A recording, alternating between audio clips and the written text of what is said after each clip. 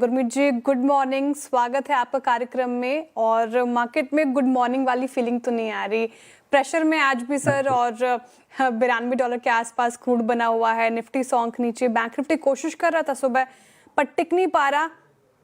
कल का सेशन देखा आपने, आज का सेशन देखा, और इतने अभी भी मनीष जी से वही चर्चा हो रही थी। क्या लग रहा है सर मार्केट को देखते हुए? एक आध महीने दिवाली तक काफ़ी पॉजिटिव थे बहुत सारे एक्सपर्ट्स, दिवाली तक हमें अच्छा लेवल देखने को मिल सकता है निफ्टी बैंक निफ्टी में। अब आपकी क्या राय बन रही है? फ्रेश व्यू क्या होगा आपका मार्केट पर? Good morning Shreya. I think आज मंथली एक्सपायरी भी है तो थोड़ा हम्म। जल्दबाजी होगा कमेंट करना, बट मैं एग्री करता हूँ कि पिछले 8-10 दिनों में वापस से एक थोड़ा सा सेंटिमेंट बोलूंगा। बाकी तो कुछ फंडामेंटली तो चेंज नहीं हुआ है, सेंटिमेंट थोड़ा सा फिर चेंज हुआ है।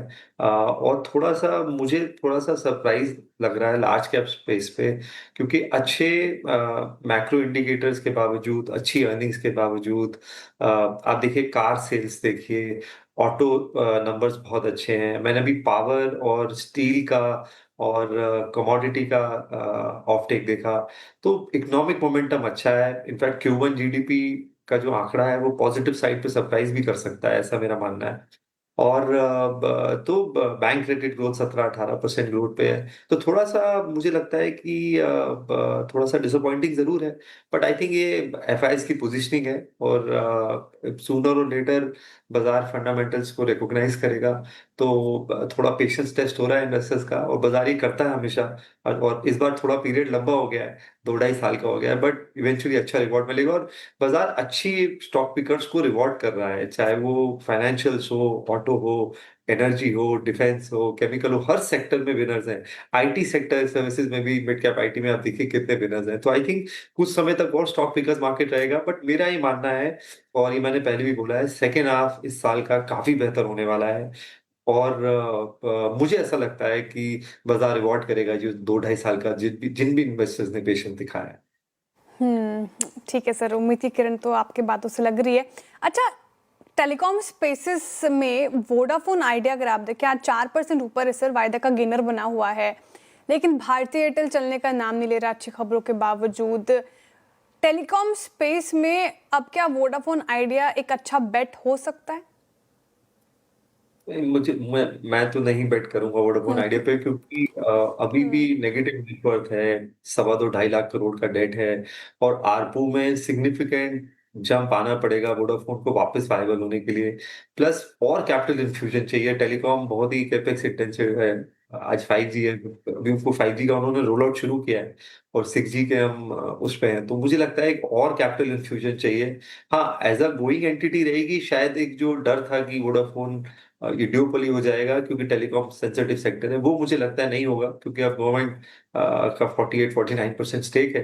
But share holder point of view से आई थिंक भारती बेटर बेट है। और जब जियो का आईपीओ आएगा, और जरूर मुझे लगता है इसी साल में आना चाहिए, तो एक री रेटिंग इवेंट हो सकता है, क्योंकि जियो का वैल्यूएशन 110-120 बिलियन डॉलर बाजार एक्सपेक्ट कर रहा है। भारतीय आपको 100-105 पे अवेलेबल है। अभी उन्होंने मिनिमम रिचार्ज भी बंद किया है, तो मुझे लगता है आरपू में आपको इस क्वार्टर और अगले क्वार्टर में थोड़ा और जब देखने को मिलेगा।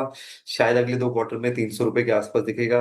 भारतीय एयरटेल अफ्रीका बिजनेस में मोनेटाइजेशन हो रहा है, वो भी बिजनेस काफी स्टेबल है। एंटरप्राइज मोबिलिटी सारा बिजनेस अच्छा कर रहा है, तो मेरे हिसाब से आज एक one of the best large cap है इंडेक्स में। अगर आपको कोर पोर्टफोलियो में होना चाहिए, तो हम तो कोई भी वीकनेस आएगी तो भारतीय में ऐड करेंगे। ठीक है, टेलीकॉम स्पेस पर ये आपकी राय। अच्छा गुरमीत जी, कल एक खबर आई थी इंडियन होटल्स को लेकर, ये ओरिएंटल होटल्स को मर्ज कर रहे हैं अपने साथ। अब ये होटल स्पेस को लेकर क्या आपकी राय बन रही है? जिस तरीके से हमने उतार चढ़ाव काफ़ी देखा है स्पेस में भी, स्टॉक्स में भी, और इस मर्जर को लेकर आपका क्या नज़रिया है? तो हमारे पोर्टफोलियो में इंडियन होटल्स है, पुरानी होल्डिंग है। तो सिर्फ और अच्छा कंसोलिडेशन हुआ है, और मुझे लगता है ये प्रीमियम कंजम्पशन का बहुत अच्छा प्ले है। पुनीत जी के आने के बाद कैपिटल एलोकेशन बहुत टाइट हुआ है। आप ओन वर्सेस मैनेज कीज का अगर रेशियो देखेंगे, मॉडल थोड़ा एसेट लाइट हुआ है। और बहुत ज्यादा फोकस जो है रेनोवेशन और रीडेवलपमेंट पे भी है प्रॉपर्टीज की। तो मुझे लगता है कि प्योर कंजप्शन प्ले है। हमें न्यू एज बिजनेसेस हालाँकि इससे रिलेटेड नहीं है, ज़्यादा बेटर प्ले लगते हैं कंज़म्पशन के, चाहे वो क्विक कॉमर्स है, चाहे वो यूपीआई रिलेटेड प्लेज़ है जैसे पेटीएम है, चाहे बी2बी मार्केट प्लेस है, ज़ीरो प्लेटफ़ॉर्म डिस्काउंट वाली मीशो है। हमें ये प्लेस ज़्यादा अच्छे लगते हैं। आप लेंसकार्ट देखिए आईपीओ के बाद ने कितना अच्छा किया है, बहुत अच्छी यूनिट इकोनॉमिक्स है। तो मुझे ऐसा लगता है कि ये बहुत सारे न्यू एज बिज़नेस में अगले 1 डेढ़ साल में आपको मैसिव चेंज दिखेगा प्रॉफिटेबिलिटी में और यहाँ पे ग्रोथ है 30-40% की। तो हम कंज़म्पशन को ऑटो और न्यू एज बिज़नेस से प्ले करना पसंद करेंगे। इंडियन होटल्स है हमारे पोर्टफोलियो में बट हम और एडिशन नहीं कर रहे। अच्छा गुरमीत, एक प्रश्न मैं पूछूंगा आपसे। गोल्ड को कुछ समय के लिए प्ले करने के लिए कोई खास स्टॉक जो कि आप लोगों ने मार्क किया हो, यस इसको कुछ समय के लिए पोर्टफोलियो में रखेंगे, इट्स टाइटन? हमने तो वीरू जी गोल्ड ईटीएफ ही ले लिया था $4000 पे जब गोल्ड आया था। मुझे best best way to play this uncertainty is gold. और आप देखिए जो यूएस ट्रेजरी अब करने की कोशिश कर रहा है, आप आर्टिफिशियली बॉन्ड यील्ड्स को सप्रेस नहीं कर सकते। बॉन्ड मार्केट कंसर्न्ड है, यूएस के डेट को लेके कंसर्न्ड है, राइजिंग इन्फ्लेशन को लेके कंसर्न्ड है। तो कोर मुद्दा एड्रेस होना पड़ेगा और जितना हम इसको सप्रेस करने की कोशिश करेंगे, बायबैक 2 बिलियन का 4 बिलियन कर देंगे, ऑपरेशन ट्विस्ट करेंगे, शॉर्ट टर्म पेपर बेचेंगे, लॉन्ग टर्म खरीदेंगे, गोल्ड और पॉजिटिव उसको रिएक्ट करेगा क्योंकि गोल्ड इन चीज़ों को सेंस करता है। और मेरे हिसाब से आप कर सकते हैं। हाँ, गोल्ड बेस्ड एनबीएफसीज़ है हमारे पास पोर्टफोलियो में।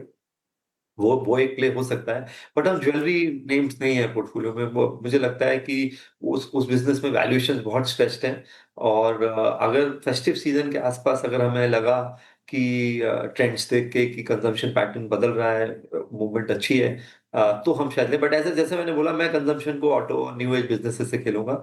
गोल्ड हम पोर्टफोलियोज़ में अपने एसेट एलोकेशन में क्लाइंट्स को 5 से 7% बोल रहे हैं रखने के लिए। ये हेज भी है और मुझे लगता है एक अच्छा करेक्शन भी आया था पीछे, तो एक अच्छी अपॉर्च्युनिटी भी है। और मैं ओवरऑल प्रेशियस मेटल्स के अलावा भी मुझे लगता है हम एक कमोडिटी सुपर साइकिल में हैं।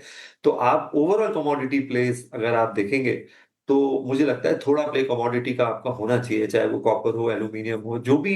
क्योंकि जो एआई कैपेक्स है, ये अगले साल भी $800-900 बिलियन डॉलर की बात हो रही है।